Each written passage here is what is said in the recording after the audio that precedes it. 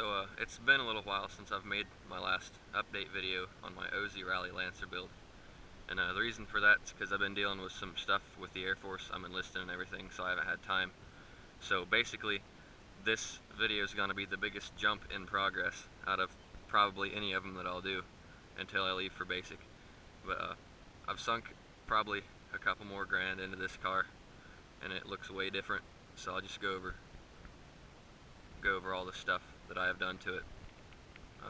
I actually had a friend pop the big honkin' dent out in the front bumper cover there, and that looks a lot better now. And I got a VIS Carbon Evo style hood, which just looks amazing. And it's not adjusted right. I know that it doesn't set quite right how it should. That's because I just wanted to throw it on there and see how it looked. But I will get that adjusted down to where it sets flush with the fenders and stuff. There's a pretty good sized gap here for right now. But this hood's based off of like the Evo 5 and 6 style, where it's got like the raised bump in the front that creates a vacuum right here and pulls heat out of the engine. It's not the Evo 7 style like everyone thinks. It's even got the Evo 5 and 6 inlet off to the side, which ironically blows right on the strut tower because you need cold air there all the time. But I think it looks way better than the stock hood. It just completely changes the look of the car, and that front grille looks 1,000 times better than the stock Lancer grille. So now I feel like it looks pretty much how I want it to. It's got like a Evo style hood, Evo style vortex generator thing on the back, and like a little midget Evo wing thing that the OZ Rallies came with. So looks wise, it's about where I want it. I've not decided whether I'll get aftermarket rims or not. I do really like these. Performance wise, there's been a huge jump as well. I got an ACT street clutch with the Kevlar disc, so it has like stock pedal pressure and feel, but then as soon as it grabs, it grabs. Like that Kevlar disc that has no forgiveness. It's a real stiff clutch, and it's almost too much for this car. It's not making the kind of power that clutch is designed around. But I'll pop the hood and there we go. Pop the hood and show the other mods I've done. This hood will just about stay up by itself. It weighs so little. This hood came with the Evo 8 style little baffle that went in here, and I took that out because number one, it restricts the flow of heat out the top of the hood, and number two, it looks a lot cooler being able to look down and see the titanium heat wrapped headers and stuff. And basically, performance wise, what I've done is I took the header off, I ceramic coated it black, like 4 or 5 coats, like really thick, and then I baked it, and then I titanium heat wrapped it, and the band came off right there, and I'm going to put another one on. Don't worry about that. I'm not going to leave it looking crappy or anything. But I also ceramic coated and heat wrapped the downpipe all the way back to the RRM test pipe. And I did add the RRM test pipe as well, got rid of the stock cat, so it gives it a throatier sound and it frees up probably 1 or 2 horsepower. Let me think what else I did. Oh, I got this Strut Tower Bar, and this is a bar type. It's not one of the little tubular flexible ones. This thing is, I'm putting my full weight on this and it is just not going anywhere. So I feel like it really does help. It's at least given me confidence to take turns a little harder. I don't know if it really has helped much or not, but it was originally orange, and I used the same stuff I used on my brake calipers to paint it red to match the silicone radiator hoses in my radiator brackets that were all rusted to crap when I got the car.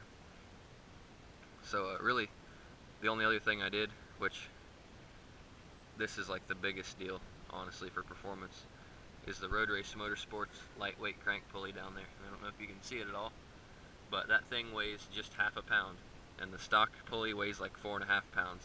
So now whenever you're rev matching or shifting, just a blip of the throttle and it'll get the RPMs right where you need them.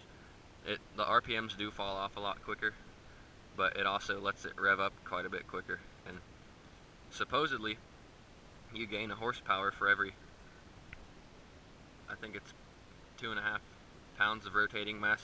No, you gain 2.5 horsepower for every pound of rotating mass you move. That's what it was. never moved.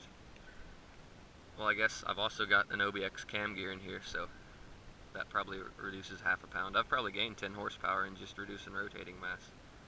I mean, like, holding the stock front pulley with the cam gear setting on it in one hand, and that pulley with the OBX cam gear in the other hand, it was like you didn't feel anything in one hand and the other hand was like bricks. I mean, it's like a crazy amount, and every bit of that you can free up makes a difference. I really should have got the lightweight flywheel, but I didn't want to drop $400 into it, and I couldn't at the time. But maybe someday down the road, when I get around to turbo in this, I'll do something like that. So I think I've covered just about everything. I haven't got the ported intake manifold on yet because I'm looking into a fuel rail, and I've got the gaskets on the way for the intake manifold. I just haven't had a chance to do it. And once I get that on there, I'm going to get the Road Race Motorsports ported throttle body, and then that'll be about where I'll leave it until I get back from basic.